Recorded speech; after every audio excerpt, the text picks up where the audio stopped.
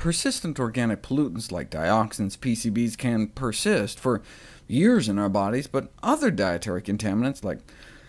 antibiotic residues and some of the plastic compounds may be more of a matter of constantly re-exposing ourselves on a day-to-day basis. As suggested by this study recently, that measured changes in the levels of antibiotic and phthalate metabolites before and after a 5-day meat-free stay at a Buddhist temple.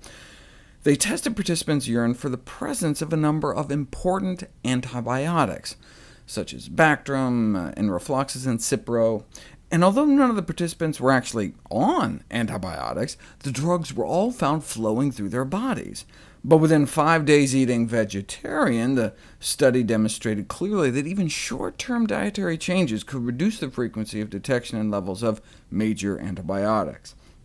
Antibiotics detected in the urine were assumed to mostly originate from dietary intake, since participants with recent medication histories were excluded from the study.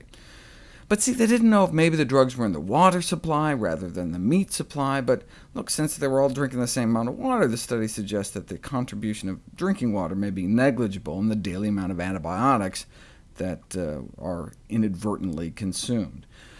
To make sure, though, they did a follow-up study in which they actually tested for levels of antibiotic residues in meat, and indeed found that consumption levels of beef, pork, chicken, and dairy could explain the daily excretion amount of several antibiotics in urine, and the phthalate contaminants as well.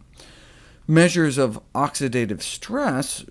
dropped as well after the meat-free 5 days, but then again they were in a Buddhist temple meditating all day, so it's hard to tease out which did what. But the researchers concluded the results of this study suggest that dietary change, even in the short term, could significantly reduce dietary exposure to antibiotics and phthalates, and in turn oxidative stress levels in the general adult population.